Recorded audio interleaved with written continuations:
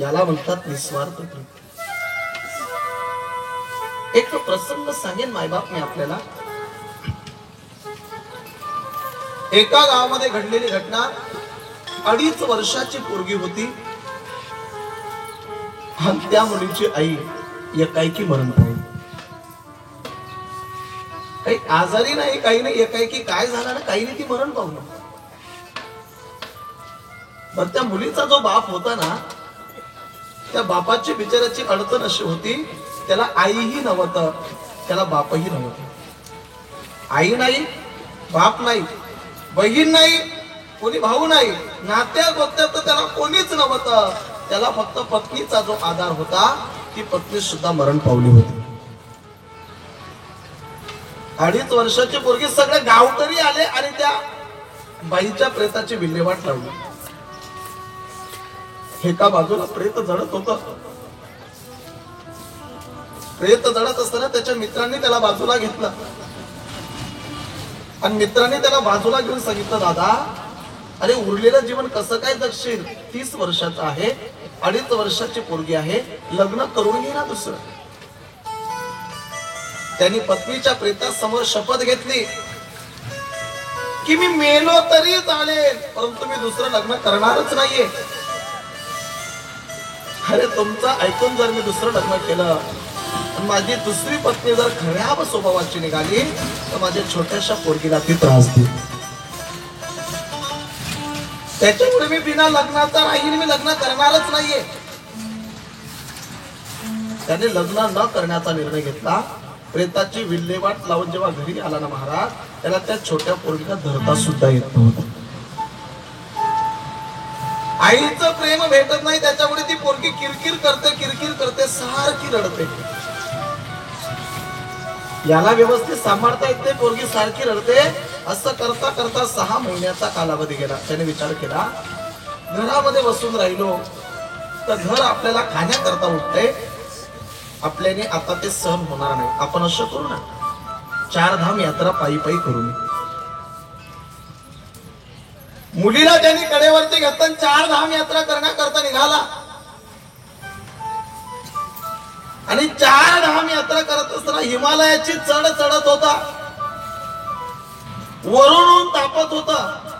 चुलीवरती तवा ठेवला, खालून जाळ लावला, तर चुलीवरचा तवा जसा लालबुंद होतो ना, तशी जमीन तापली होती.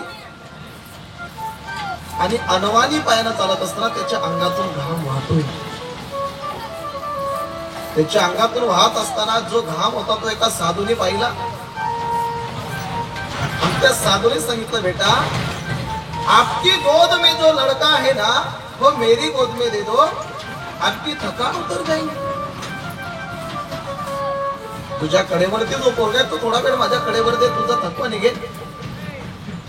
त्यांनी सांगितलं, महात्माजी हे मेरा बेटा नहीं है स्वामी जी, हे मेरी लड़की है स्वामी जी, हे मेरी बेटी है स्वामी जी, और ऐसी दुर्भाग्य की बेटी है स्वामी जी. जब 2.5 साल की थी ना स्वामी जी, तब इसकी माँ गुजर गई. बहुत रोती थी ना, तो मैं इधर लेके आया स्वामी जी. हे मेरा बेटा नहीं है स्वामी जी, मेरी कन्या है स्वामी जी, और कन्या का बोझ पिता को कभी नहीं लगता स्वामी जी, और जिस पिता को कन्या का बोझ लगता है ना स्वामी जी, वो दुनिया में पिता होने का लायक नहीं है. त्यांनी मुलीला घेऊन तीर्थयात्रा 2 वर्षामध्ये पूर्ण केली. घरी आल्यानंतर त्या मुलीला बालवाडीमध्ये घातलं. तिथं स्नानही तो करतोय, शाळेचा डबाही तो करतोय, मुलीला सोडण्याकरता जातोय, शाळा सुटल्यानंतर घेण्याकरता येतोय. त्या मुलीचा बापही तोच झाला आणि त्या मुलीची आईही तोच झाला. असं करता करता त्याने मुलीला पदवीधर बनवलं. आणि मुलीला पदवीधर बनवल्यानंतर मुलीच्या लग्नाला करण्याचा त्याने निर्णय घेतला आणि मुलीला लग्नाकरता पाहुणे पाहण्याकरता आले. पाहुण्यांना मुलगी पसंत पडली, मुलगीलाही मुलगा पसंत पडला. योग्य हुंड्यामध्ये त्यांचं लग्न ठरलं. लग्नाची तारीखही काढली. आजपासून 1 महिन्यानंतर लग्नाची तारीख निवडली गेली. पाहुणे निघून जात आहेत. संध्याकाळच्या टायमाला मुलगी त्या टायमाला चुलीवरती स्वयंपाक करू लागली ना, स्वयंपाक करता करता मुलीच्या मनामध्ये हा विचार येतोय, आज मी माझ्या बापा करता स्वयंपाक तयार करते, 1 महिन्याने मी सासरी आणण्याकरता गेले तर माझ्या बापा करता स्वयंपाक कोण तयार करते? कस तरी तिने रडत रडत स्वयंपाक पूर्ण केला. तिने डोळ्याचे अश्रू पुसले. हा स्वयंपाक तयार झाल्यानंतर वडिलांना आवाज दिला, बाबा या, बाबा जेवण करून घ्या. तिकडे पलंगावरती झोपलेल्या बापाने तोच विचार केला की आज माझ्या ताईने स्वयंपाक केला, मला जेवण करण्याकरता बोलवतोय, 1 महिन्याने सासरी नांदण्याकरता निघून गेले, मला खाण्याकरता कोण दे? बापाने छातीवरती दगड ठेवला. बाप मुलीच्या समोर बसला. मुलीने ताट वाढलं.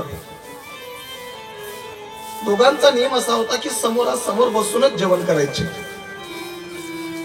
मुलीने जेवण्याकरता ताट वाढल्यानंतर मुलीने ते वाहतात बापाच्या पुढे सरकवलं आणि बापाला सांगितलं, बाबा जेवण करून घ्या. बापाच्या पुढे जेव्हा ताट आलं ना, बापाने ताटाकडे पाहिलं नाही.